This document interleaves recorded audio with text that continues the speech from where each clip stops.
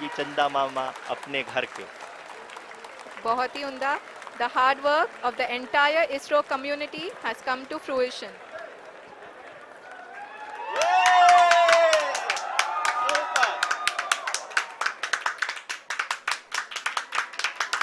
आदरणीय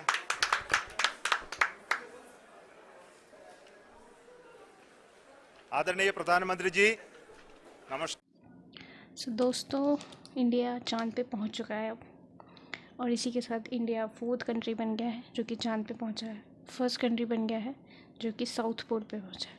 और इसके साथ साथ इसरो ने एक और अचीवमेंट किया है, और वो है हमारी सबसे ज़्यादा लाइव स्ट्रीम हुआ है। जिस टाइम चंद्रयान 3 की लैंडिंग को सबसे ज़्यादा लोगों ने देखा है, 8.6 मिलियन।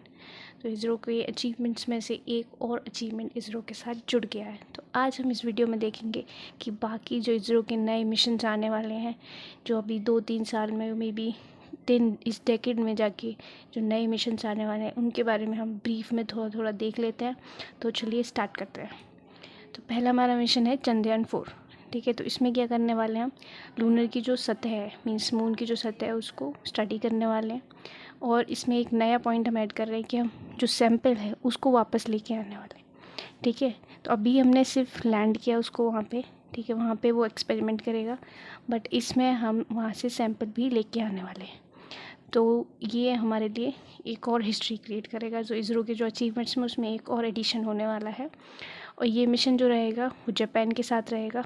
जापान के साथ मिलकर हम मून की जो सतह है उसको थोड़ा सा और डिटेल में रिसर्च करने वाले हैं। ठीक है, और इसमें एक लैंडर होगा, रोवर होगा, जैसे कि ये था वैसे ही है, बट इसमें थोड़ी जापानीज एडवांस टेक्नोलॉजी यूज़ होगी, जिससे हम वहाँ पे जो सैम्पल्स हैं उसको भी रिट्रीव कर पाएँ। तो इसकी लॉन्च डेट बताई जा रही है कि 25 से 26 तक ये प्लान किया गया है, और देखते हैं कैसे कैसे स्टार्ट होता है, क्या क्या होता है।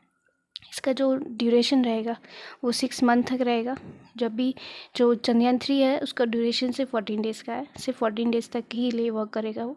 बट जो ये मिशन है इसका 6 मंथ का होगा। कुछ नए फ्यूल्स यूज़ किए जाएंगे, कुछ नई टेक्नोलॉजी यूज़ की जाएगी, जिसके थ्रू हम और जो मून के बारे में थोड़ा सा और पता कर पाएंगे।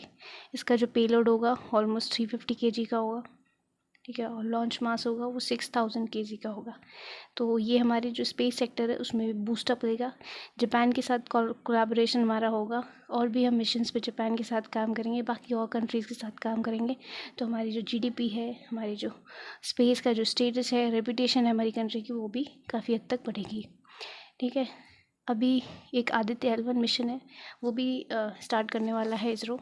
तो इसमें क्या करने वाले हैं हम, इसमें हम सन को स्टडी करने वाले हैं। ठीक है, तो हम इसमें जो लैग्रेंज पॉइंट्स होते हैं उसमें हम L1 को यूज़ करने वाले हैं, जहाँ पे हम अपना जो स्पेस क्राफ्ट होगा उसको वहाँ पोजीशन पे पुट करेंगे, L1 पोजीशन पे, और वहाँ से वो 24/7 सन को स्टडी करने वाला है। ठीक है, तो आप देख सकते हैं इस डायग्राम में नीचे वाले में, इसमें अर्थ है और ये हमारा L1 पॉइंट है, जहाँ पे हम अपने आदित्य L1 स्पेस क्राफ्ट को एक पोजीशन देने वाले हैं, और ये हमारा सन है। ठीक है, तो वैसे तो बहुत सारे लैग्रेंज पॉइंट्स होते हैं, L1 L2, but L1 best है अगर हम सन की स्टडी करने वाले हैं। तो L4 L3 L5 ये देख सकते हैं। तो ये पॉइंट्स होते क्या हैं, इसके बारे में थोड़ा सा देखें। तो एक ऐसी पोजीशन होती है जहाँ पे ग्रेविटेशनल फोर्सेस जो होते हैं दो बॉडी सिस्टम्स के, वो ऑलमोस्ट इक्विलिब्रियम में होते हैं। मीन्स इसमें क्या होता है, अगर हम कोई स्पेसक्राफ्ट इस जगह पर पहुँचाते हैं तो वहाँ वो स्टेबल रहता है, उसको कोई डिस्टर्बेंस नहीं होता है, और अपने जो भी स्टडी करना चाहता है वो कर सकता है। ठीक है, तो उसको कोई अट्रैक्शन रिपल्सन नहीं, एक इक्विलिब्रियम स्टेट में वो हो जाता है। तो जो हमारा L1 पॉइंट है वो ऑलमोस्ट 1.5 मिलियन किलोमीटर अर्थ से दूर है, मीन्स। और जो कि हम सन तक जो डिस्टेंस है उसका 100 पाथ है, मीन्स सन की डिस्टेंस इसके काफ़ी ज़्यादा है। ठीक है, और इसमें हम सन की जो लेयर्स होती है, जैसे हमारे अर्थ में लेयर्स होती हैं, ये मतलब आयनोस्फीयर, एग्जोस्फीयर, ट्रोपोस्फीयर, स्ट्रेटोस्फीयर, मतलब ऐसे ऐसे करके, तो ऐसे सन्स की भी लेयर होती है। तो सन की जो अपर लेयर होती है उसको हम कोरोना बोलते हैं। ठीक है, तो आप ये डायग्राम में देखें, थोड़ा सा आइडिया ले सकते हैं। ठीक है, तो इसको जो होगी लेयर उसको हम कोरोना बोलते हैं। इसकी जो अंदर वाली लेयर होती है हम उसको फोटोस्फीयर बोलते हैं, और उसकी जो अंदर वाली उसको क्रोमोस्फीयर। ठीक है, तो इस तरीके से सन की लेयर्स होती है। तो जो ऊपर वाली लेयर है उसमें हम विजिबल और नियर इंफ्रारेड रेज देखते हैं। ठीक है। उसके अंदर वाली जो है उसमें एक्सरेज को स्टडी करेंगे हम।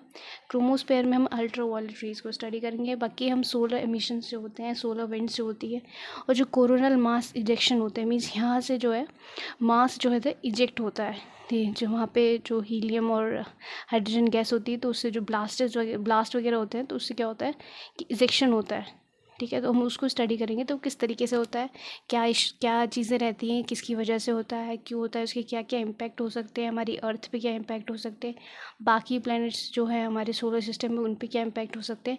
तो सारी स्टडी हम इस मिशन से करने वाले हैं, ठीक है। और भी कंट्रीज़ हैं जिन्होंने अपनी सोलर मिशन चला रखे हैं। तो उसमें है नासा, जिसने अपना पार्कर सोलर प्रोब है, जिससे वो एनर्जी हीट जो भी मूव करती है सन की कोरोना पे, उसको वो पढ़ने वाला है इसमें, ठीक है। तो हेलियोस भी एक मिशन है नासा और वेस्ट जर्मनी का। तो इन्होंने जो ये मिशन 1976 में लॉन्च किया था, ये लगभग जो 43 मिलियन किलोमीटर्स की डिस्टेंस है ना सन से, ये जो सन की आर पार की डिस्टेंस है 43 मिलियन किलोमीटर्स की डिस्टेंस के बीच में, वहाँ तक वो गया था और उसने सन को स्टडी किया था। ये पहले का मिशन है। अभी जो नेक्स्ट में आने वाला है जो हमारा है डेल्वर, और नासा का है पार्कर सोलर प्रोब। तो ये सारी चीज़ें स्टडी की जाएंगी, ठीक है। तो ये सब इसमें लिखा हुआ है, तो ये आप खुद पढ़ सकते हैं। बाकी इसमें चैलेंजेस भी देखो तो हमने पढ़ ही लिया कि ये सब मिशन है। चैलेंजेस में क्या है कि जो डिस्टेंस है वो काफ़ी ज़्यादा है। जैसे कि हम अभी मून पे गए, चंद्रयान 3 ने लैंड किया, तो ये जो डिस्टेंस थी ये 3.84 लाख किलोमीटर्स थी, बट इसकी almost 15 crore kilometres on an average, ठीक है। तो इतनी डिस्टेंस तक ले जाना अपने इंस्ट्रूमेंट को बहुत मुश्किल है, ठीक है। फिर उसको L1 जो पोजीशन है उसमें उसको वहाँ पे पुट करना, ठीक है। उसके बाद उससे और भी जो मूविंग कंपोनेंट्स हैं उनके साथ कोलाइड ना करे, तो ये सारे चैलेंजेस हैं। और टेम्परेचर का सबसे बड़ा चैलेंज है, क्योंकि सन की जो आप रेज इतने दूर से देखते हो वो इतनी गर्म होती हैं, ठीक है। तो ह्यूमंस के लिए तो सर्वाइव करना मुश्किल ही है, बट जो इंस्ट्रूमेंट्स यूज़ कर रहे हैं हम, जो मेटल यूज़ कर रहे हैं, जो नॉन मेटल यूज़ कर रहे हैं, वो भी इस हीट को टॉलरेट कर ले तो बहुत बड़ी बात है। तो काफ़ी टाइम लगेगा, काफ़ी चैलेंजेस हैं जब हम ही इन चीज़ों को यूज़ कर पाएंगे, क्योंकि हीट बहुत ज़्यादा सुपर हॉट टेम्परेचर मीन्स बहुत ज़्यादा रेडिएशन है, बहुत ज़्यादा एक होता है ना फ्रेजाइल इकोसिस्टम है वहाँ पे, फ्रेजाइल टेम्परेचर है, तो वो सब काफ़ी सारे इश्यूज़ है जिनको हम टैकल करेंगे, तभी हम जो मिशन है उसको कंप्लीट कर पाएंगे, ठीक है। तो इसकी इम्पोर्टेंस यही है कि हम सन के इन्वामेंट को अगर समझ पाएंगे कि सन किस तरीके से वर्क कर रहा है, ठीक है। तो कैसे जो वेदर है वो चेंज हो रहा है, या फिर सोलर जो वेदर है कैसे चेंज हो रहा है, क्या उससे प्रॉब्लम हमारी अर्थ को हो सकती है। एक स्पेस वेदर को अंडरस्टैंड करने में हमें काफ़ी हेल्प मिलेगी अगर हम सोलर जो इवेंट्स हैं उनको समझ पाते हैं, ठीक है। जो अर्थ के स्ट्रॉम्स आते हैं, सोलर स्ट्रॉम्स जैसे बोलते हैं, वो होते हैं, तो उसको हम प्रिडिक्ट कर पाएंगे। और जो भी इम्पैक्ट होंगे हमारे अर्थ में, मीन्स जो इंटरनेशनल स्पेस स्टेशन पे उस पर वर्क होते हैं, या फिर जो हमारे मिशन जाते हैं उन पर कोई इम्पैक्ट होता है इन चीज़ों का, तो उसको हम अंडरस्टैंड कर पाएंगे, तो हम उसका सोल्यूशन भी ढूंढ पाएंगे। क्योंकि जब हम प्रॉब्लम पता होगी तभी तो हम उसके सोल्यूशन ढूंढेंगे, तो उसके बाद ही हम चीज़ें कर पाएंगे। तो बहुत सारी ऐसी ये मिशन इसलिए और इम्पोर्टेंट कहा जा रहा है क्योंकि जो इंस्ट्रूमेंट हैं, इसके जो भी कंपोनेंट्स हैं, वो काफ़ी सारे इंडिया में ही मैन्युफैक्चर किए जा रहे हैं, मीन्स मेक इन इंडिया के अंडर ही इंडिया में ही मैन्युफैक्चर किए जा रहे हैं। तो ये मिशन इसलिए और इम्पोर्टेंट क्योंकि हमेशा हम क्या करते थे, काफ़ी सारी चीज़ें हम बाहर से इम्पोर्ट कर लेते थे, टेक्नोलॉजी भी इम्पोर्ट होती थी, या फिर पूरा मैन्युफैक्चर प्रोडक्ट ही इम्पोर्ट करते थे। बट इसमें क्या है कि बहुत सारे जो इंस्ट्रूमेंट हैं वो हम कंट्री में ही बना रहे हैं, ठीक है। तो ये इसकी काफ़ी ज़्यादा इंपॉर्टेंस है। ये भी हमारे लिए फ़र्स्ट टाइम होगा कि ऐसा कोई मिशन हम भेजेंगे। तो काफ़ी सारी चीज़ें हैं, इसरो काफ़ी कुछ कर रहा है, तो हमें सपोर्ट करना चाहिए इसरो का, और गवर्नमेंट को भी फंड्स प्रोवाइड करने चाहिए जिससे कि उनका और अच्छा अचीव करे वो। और एक और ये है, नासा के साथ इसरो एक सैटेलाइट बनाएगा, is a low earth orbit observatory, जिसमें नासा और इसरो दोनों वर्क कर रहे हैं। तो इसमें ये क्या करने वाले हैं कि जो पूरा ग्लोब है उसको ये मैप करने वाले हैं, जो भी अर्थ के इकोसिस्टम में कोई चेंज हो रहे हैं, जैसे आइस मास जो, जैसे कि हमारे ग्लेशियर्स हैं, जैसे ये हिमालय का है, ये पिक है एक, मतलब इन्होंने स्टडी की थी हिमालयस की, तो मतलब करने वाले हैं। तो मतलब हिमालयस जो भी हमारे पोल्स हैं, नॉर्थ पोल हो गया, साउथ पोल हो गया, हिमालय हो गए, तो यहाँ पे जो आइस मास है, मीन्स आइस मेल्ट हो रहा है, तो उसका क्या क्या इम्पैक्ट हो सकता है, तो ये सारी चीज़ें देखना इस सैटेलाइट के थ्रू देखेंगे। वेजिटेशन बायोमास देखेंगे, सी लेवल राइज अगर हो रहा है तो जैसे मेल्टिंग हो रही है ग्लेशियर्स की, तो उससे सी लेवल राइज हो रहा है तो कितना इम्पैक्ट हो सकता है, कितना ग्लोबल वार्मिंग का हमारे इम्पैक्ट हो सकता है। ग्राउंड वाटर कितना है, मीन्स अगर ग्राउंड वाटर अगर पूरा वर्ल्ड में से इतनी सारी पॉपुलेशन है तो कब तक हम सस्टेन कर पाएंगे इस ग्राउंड वाटर पे जो कि अवेलेबल है, या फिर जो हज़ार्स आते हैं, अर्थक्वेक आ गए, सुनामीज आ गए, तो उनको प्रेडिक्ट कर पाएंगे कि क्यों आया, मतलब क्यों आ रहे हैं ये, तो क्या कारण हो रहे हैं, मीन्स सिर्फ एंथ्रोपोनिक रीजंस हैं या फिर नेचुरल रीजंस में, थोड़ा और मतलब डिटेल में स्टडी करने के लिए हम इसका यूज़ करने वाले हैं। ठीक है, तो अभी हमारा नेक्स्ट है गगनयान।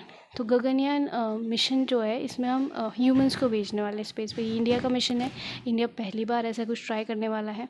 ठीक है, तो अभी तक हमने सिर्फ रोवर्स भेजे, लैंडर्स भेजे, ऑर्बिटर्स भेजे, बट अब हम ह्यूमंस को भेजने वाले हैं। ठीक है, तो इसको भेजने के लिए हमें पहले 2 अनमेन्ड फ्लाइट्स में टेस्टिंग वगैरह करेंगे। GSLV M3 हम इसमें यूज़ करने वाले हैं। ठीक है, इसमें एक वुमेन जाएंगी और 2 मेन, या फिर मतलब एक वुमेन, एक कंपलसरी है, मीन्स 3 एस्ट्रोनॉट्स होंगे, इसमें एक वुमेन होगी और इसे लो अर्थ ऑर्बिट में भेजना है। ये 7 डेज़ का मिशन है। ठीक है, 7 दिन के लिए भेजा जाएगा। तो ये 15 अगस्त को मोदी जी के द्वारा ये अनाउंस किया गया था, काफ़ी दिन पहले की बात है, बट अभी भी इस पे काम चल रहा है और ये कोविड-19 की वजह से थोड़ा डिले भी हो गया बताया जाता है। ठीक है, तो इसकी कॉस्ट लगभग 10,000 करोड़ आई। तो इसकी लॉन्च डेट पहले 2022 थी, पर कोविड की वजह से डिले हो गया, तो अभी तो कुछ पता नहीं है कि लगभग 26 तक बताया जा रहा है कि शायद से लॉन्च कर दिया जाएगा, बट इस पर अभी भी काम अच्छा खासा चल रहा है। ठीक है, तो देखते जाना है कि अब क्या होगा। तो इंडिया 4th नेशन बनेगा। ठीक है, देखते क्या होता है। ठीक है, फिर है शुक्रयान मिशन। ठीक है, तो ये भी मिशन है, वीनस के लिए मिशन है। ठीक है, जो कि सेकंड प्लैनेट है सन से, मीन सन है, उसके बाद फिर सन है। देखो ये सोलर सिस्टम है, इसमें देखो, इसमें ज़्यादा समझ में आएगा। तो ये सन है हमारा, मरकरी हो गया, फिर हमारा हो गया वीनस। तो ये सेकंड प्लैनेट है वीनस, तो हम यहाँ पे मिशन भेजने वाले हैं। ये हमारी प्यारी अर्थ हो गई। बाकी ये मार्स पे हम जा ही चुके हैं एक बार, और जुपिटर, यूरेनस, सैटर्न और नेपच्यून। ठीक है, प्लूटो बेचारा मर गया, क्या बताया जाए उसका। तो ठीक है, तो देखते हैं हम इसमें क्या था। हाँ, ये Venus geological and volcanic activity जो भी रहती है, इन्वायरमेंट जो भी रहता है, वहाँ का एटमॉस्फेयर जो भी रहता है, सब स्टडी करके आएंगे कि विंड स्पीड क्या होती है, ग्राउंड पे क्या होता है, क्लाउड कवर क्या होता है। ठीक है, ये देखना चाहते हैं कि जो हमारा अर्थ जिस तरीके से प्लैनेट बना, और कोई प्लैनेट इस टाइप से इवॉल्व हो सकता है आगे जाके, मीन्स ऐसा हैबिटेबल जो है, ऐसा कुछ हो सकता है आगे जाके। तो इस तरीके से काफ़ी हर प्लैनेट की हम लोग स्टडी करते रहते हैं। ठीक है, तो उससे कुछ ना कुछ तो निकल ही आता है हमारे पास। ठीक है, जैसे एक्सोप्लैनेट क्या होता है? एक्सोप्लैनेट ये होते हैं जैसे एक स्टार है हमारा, सन एक स्टार है। ठीक है, उसके आस पास बहुत सारे प्लैनेट घूम रहे हैं, तो इस टाइप का सिस्टम अगर बनता है तो ये जो प्लैनेट्स कहलाते हैं एक्सोप्लैनेट्स कहलाते हैं। ठीक है, कहाँ थे हम? हाँ, तो ये सारा अर्थ का क्लाइमेट जिस तरीके से बना है, तो वही है कि एक प्लैनेट को हम स्टडी कर रहे हैं कि हाँ, अर्थ लाइक प्लैनेट कभी बन पाएगा या फिर नहीं बन पाएगा, या फिर अर्थ अभी बना है तो पहले कैसा रहा होगा अर्थ। तो बेसिकली ये स्टडी करते रहते हैं। तो ये भी मिशन बताया जाता है 26 में, और मे भी 2031 तक बताया जा रहा है कि शायद से ये लॉन्च हो जाएगा। तो वीनस का हम कुछ स्पेसिफिकेशन अगर देखना चाहें तो वेनस जो है वो एक ब्राइटेस्ट है, सेकंड ब्राइटेस्ट नेचुरल ऑब्जेक्ट है। मीन्स अगर मून के बाद अगर आपको ब्राइट ऑब्जेक्ट अगर दिखता है स्काई में, तो वो वीनस होगा। ठीक है, हाई चांसेस है वो वीनस ही होगा। ठीक है, ये क्लॉकवाइज मूव करता है, जबकि बाकी प्लैनेट्स जो है वो एंटी क्लॉकवाइज मूव करते हैं। और ये प्लैनेट हॉटेस्ट प्लैनेट है, सबसे ज़्यादा टेम्परेचर यहाँ पर रहता है। ठीक है, और इसका जो दिन होता है, मीन्स जो एक रोटेशन लेता है वो ये वीनस, वो लगभग 243 डेज का होता है। मीन्स अर्थ का पूरा साल घूम जाता है, ये अपनी एक्सिस पे मूव कर पाता है। और इसे अर्थ का ट्विन भी कहते हैं, क्योंकि ये लगभग सेम साइज़ में है अर्थ के। ठीक है, तो ये हमारा सोलर सिस्टम, और ये हमारी वीडियो होती ख़त्म। Thank you for watching this video. अगर वीडियो अच्छी लगी हो तो लाइक, कमेंट, शेयर कर दीजिए और सब्सक्राइब भी कर दीजिए। बहुत बहुत धन्यवाद होगा आपका।